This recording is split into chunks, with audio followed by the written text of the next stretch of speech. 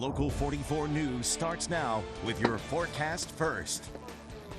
Hey, good evening, everybody. I'm Sky Tracker Chief Meteorologist Sean Parker, live at the Burlington waterfront, where they're just firing off the last of the fireworks. What a show it was. But we do want to get you caught up with the latest forecast because it's going to be a very enjoyable night. If you've got late Friday night into early Saturday morning plans, you're good to go. Sky Tracker radar is absolutely clean for us. Temperature-wise, we're slowly going to fall into the 60s and eventually the upper 50s.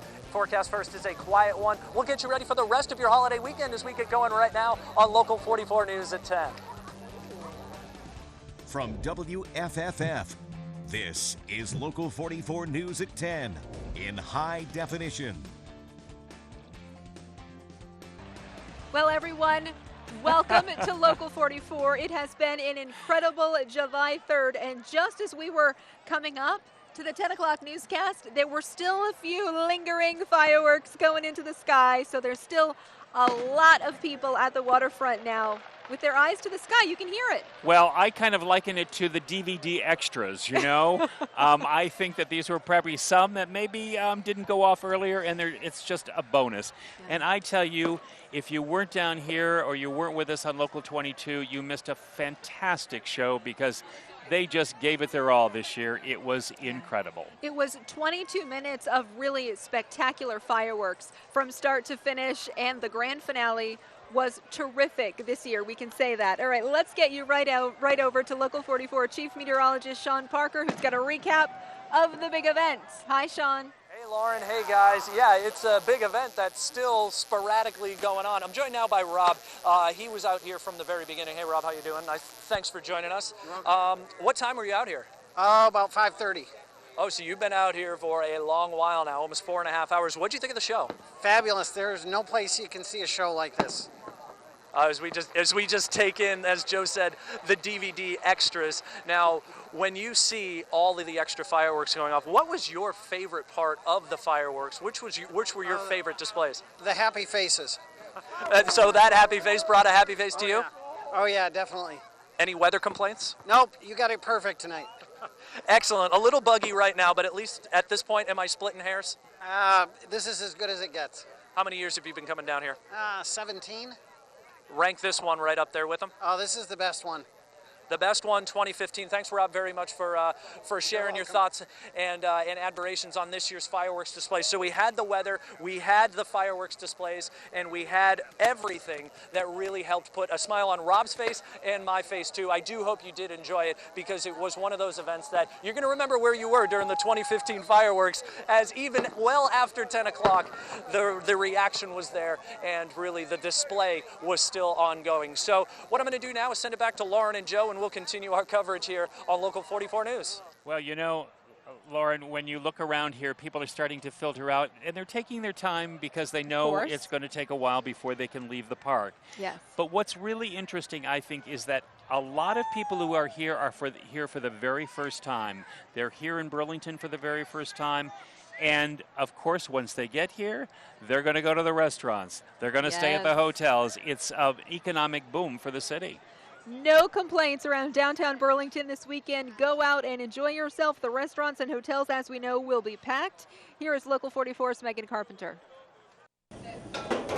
For Burlington business owners such as Bob Conlon. I've been here for 33 years. Started probably 1974 in restaurants down here. And Tim Halverson. This will be my 34th, I believe. They've seen their fair share of Independence Day celebrations in the Queen City. But July 3rd can never come soon enough. We're really looking forward to the tourists coming to town. And last couple of years, the 3rd has always been in doubt because of the weather, whether or not the fireworks are going to go off. But there's absolutely no doubt that it'll be a good night tonight. We went from Wednesday being Canada Day to Friday being 4th of July celebration and Saturday the 4th of July. So the holidays just start rolling. Nice weather is the most important part. Sunshine and clear skies are what make the busy holiday weekend one of the largest economic drivers for Greater Burlington.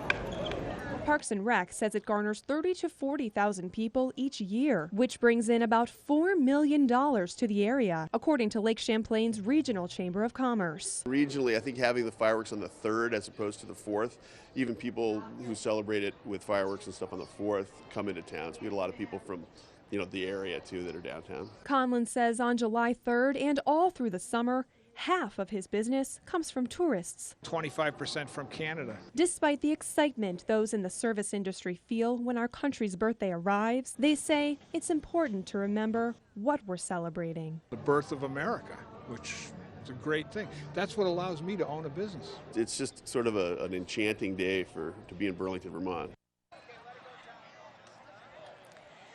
And the great thing, Lauren, is that we have Saturday and Sunday yet left in the weekend, and so more people are going to be downtown enjoying the state all over. It's going to be terrific. A long 3-day, 4-day weekend for many people, from those who are out of the state and really enjoying the beauty that is the Queen City, and of course all of Vermont, and a lot going on. We've got Plattsburgh, I know Richmond tomorrow, so plenty more fireworks displays to get to. All right. Thank you for being a part of our Fireworks Spectacular. We should do it again next year. I think we will, All Joe. Right. Okay. Stacy, you take it away with local news tonight. Have a great evening. All right, thanks you too, Lauren and Joe. Fantastic show. Well, we are your local election headquarters. Bernie Sanders is in Iowa talking money this holiday weekend. The Democratic candidate attended a breakfast in Sheldon with supporters. Sanders says from a moral perspective, the wealthiest Americans should not hold the same amount of wealth as the remaining 90%. We have got to, in my view, move to public funding of elections. I